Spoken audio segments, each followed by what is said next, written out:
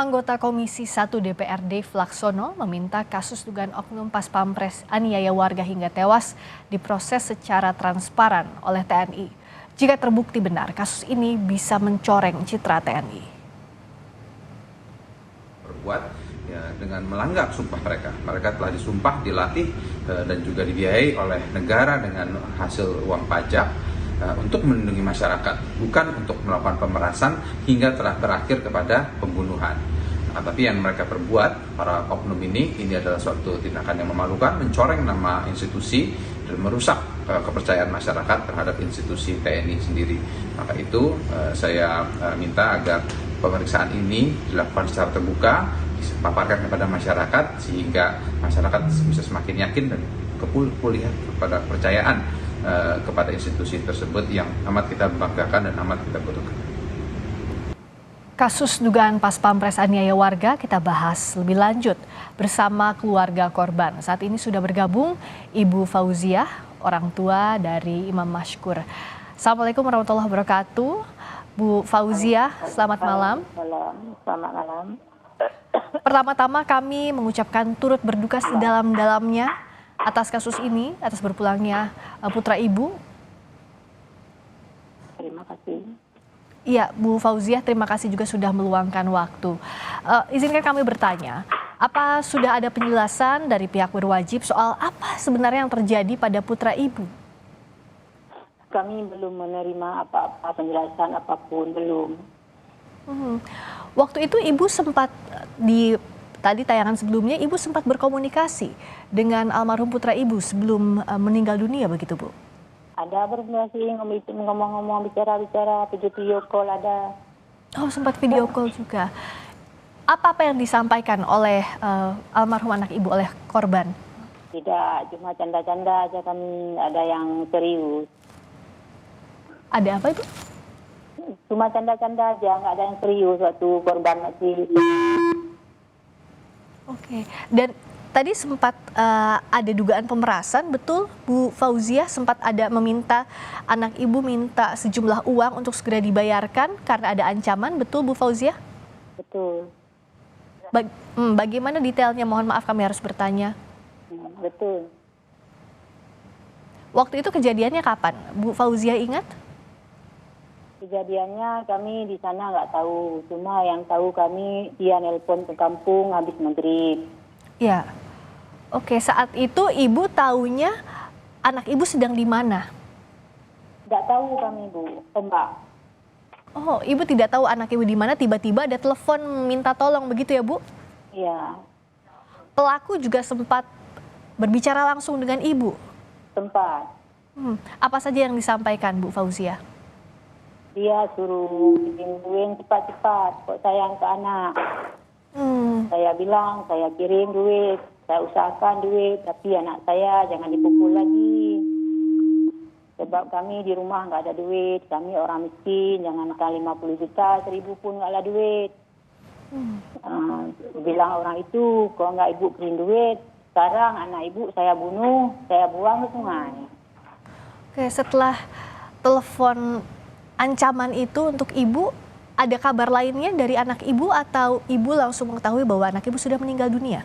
Enggak tahu kami, nggak ada kabar lagi. Ibu tahu almarhum putra Ibu sudah meninggal dunia berapa hari setelah telepon terakhir tadi Bu dari pelaku? 10 hari. Oh, ada jeda 10 hari dari hari itu ya? Iya. Selama 10 hari itu Ibu melapor ke polisi atau ke TNI atau kemana Bu? Tidak. Tidak.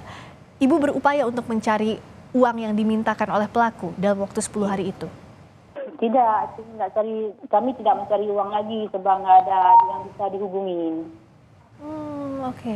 Nah, kalau yang Ibu tahu, korban ini bisa sampai ke Jakarta, bilang ke Ibu kah ceritanya mau apa? Apakah almarhum putra Ibu pernah cerita? Gimana maksud Mbak? Ya, saat putra Ibu keluar dari kampung halaman, Ibu tahu posisinya ada di mana? Tahu. Ceritanya kemana Bu? Dia pergi sama abang sepupu dia di Pusat Tangerang, Jakarta Selatan. Pergi dengan abang sepupunya, rutin kirim kabar atau tidak ke Ibu? Sering nelpon. Hmm, bilangnya sedang apa, Bu? Bekerja atau apa? Bekerja dia, sehat gitu aja. Oke, bilangnya PH ya kerjanya ya, Ya, ya. production house. Dari saat putra ibu bercerita sedang bekerja, ibu sering tanya kabar atau putra ibu sering mengabarkan kabarnya seperti apa? Apakah baik-baik? Bagaimana dengan kawan-kawannya gitu? Enggak, saya enggak tanya kawan-kawan dia, cuma saya tanya saya anak sendiri, sehat dia, baik-baik saja, enggak ada apa-apa. Hmm. Dan tidak pernah bercerita ada masalah apa-apa begitu, Bu? Tidak. Tidak ada. Dengan pelaku ini pernah ada cerita juga, apakah kenal putra ibu dengan Tidak, pelaku? tidak. Oh, tidak kenal juga ya? Ya. Karena tadi cerita bahwa almarhum putra ibu pergi merantau dengan abang sepupunya begitu. Abang sepupunya pun tidak kenal dengan pelaku ini ya? Tidak. Oh, jadi sampai sekarang ibu masih belum tahu juga ada kasus apa sebenarnya, ada masalah apa sampai ada penyiksaan terhadap putra ibu ya, Bu? Belum tahu. Putra ibu sempat sebut namakah siapa yang jadi pelaku atau tidak sempat memberikan nama apa-apa saat itu? Tidak beri tahu apapun. Tidak ada petunjuk apapun juga ya? Ya. Keluarga saat ini bagaimana memantau kasusnya, Bu? Apakah ya hanya dengan media di televisi, ada wartawan yang datang ke rumah ibu memberikan informasi, atau ada informasi juga dari penegak hukum ke ibu dan keluarga? Ada diberikan Ada informasinya. Ya. Ibu dan keluarga bagaimana sekarang? Apakah memasrahkan semuanya ke penegak hukum? Saat ini kan sudah dijadikan tersangka para pelaku. Apa ibu memantau dari jauh bersama keluarga? Ya, kami kan berdoa sama mbak-mbak, sama yang bantu-bantu kami, sama TNI, sama pemerintah, supaya kasus ini ditindaklanjut yang lebih tegas, biar seadil-adil mungkin. Sejauh ini ada yang mendampingi secara hukum, Bu? Maksudnya pengacara, penasihat hukum, atau tidak keluarga saja? Kami itu kurang tahu, kok sama ibu kurang tahu. Itu semua sama keterangan sama abang dia. Iya, tapi yang jelas ibu memasrahkan semuanya proses hukumnya ya, Bu, ya, ke penegak hukum ya? Ya. Izin saya lihat di belakang ibu ini ada persiapan, apa akan ada pengajian malam hari ini untuk mendoakan almarhum? Setiap malam di sini ada doa, tetangga-tetangga, saudara-saudara mengunjungi ke rumah almarhum. Ya, ada doa khusus ya untuk almarhum. Ya. Sejauh ini bagaimana ibu dapat dukungan dari keluarga, dari tetangga, dari kerabat? Ya, cuma orang itu berdoa aja, sabar, itu aja ngomong. Setiap hari ada dukungan ke ibu ya, Bu ya? Selalu ada yang menemani ibu di rumah, tidak sendirian kan ibu ya? Banyak lah orang tetangga-tetangga saudara semua ke rumah. Semuanya membantu ibu dan keluarga juga ya? Ya. Ibu tidak ada yang mengancam ibu ataupun keluarga selama proses ini berlangsung? Tidak. Tidak ada, kita berharap semuanya aman. Dan kalau boleh tahu, putra ibu almarhum ini putra keberapa dari berapa bersaudara, Bu? Putra kedua dari 4 saudara. Dari 4 bersaudara ya? Ya. Dan sejauh ini jadi salah satu harapan keluarga juga karena merantau ya, Bu ya, almarhum Imam ini ya? Ibu mengenal almarhum seperti apa? Tentu putra ibu ini anak yang baik sekali ya, Bu? Cukup baik dia, di kampung baik, merantau baik, di rantau pun dibilang tetangga-tangga dia anak baik. Dan apakah cukup dekat juga dengan ibu begitu? Cukup dekat, itu anak ibu yang paling ibu sayang. Dari 4 bersaudara. Dari 4 bersaudara ini anak Ya. ibu yang paling disayang ya, Bu Yang ya? paling ibu sayang ya. Dan tentu ini tidak bisa terbayang, berat sekali untuk ibu menghadapi ini ya, Bu ya? Ya.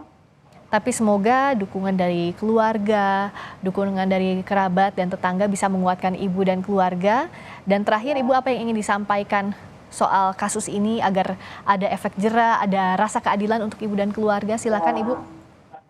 Saya mohon sama Bapak TNI, sama pemerintah supaya kasus ini ditindaklanjut yang lebih adil dan bijaksana setimpal dengan apa yang sudah dia perbuat ke anak kami, ke keluarga kami. Seorang oknum TNI bukan melindungi masyarakat, malah membunuh masyarakat. Semoga ini cukup menjadi musibah bagi keluarga saya, nggak menimpa dari keluarga orang lain. Itu mohon kami seadil-adilnya. Kami mohon itu tersangka dihukum mati, nggak ada maaf dari keluarga kami.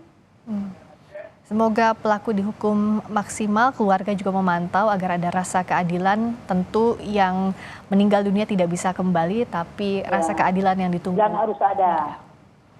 Ibu Fauziah, kami sekali lagi turut berbelasungkawa sedalam-dalamnya dan berterima kasih atas waktunya Bu Fauziah di Sapa Indonesia Malam. Terima kasih Bu Fauziah, orang tua almarhum Imam Mashkur telah bergabung. Wassalamualaikum warahmatullahi wabarakatuh.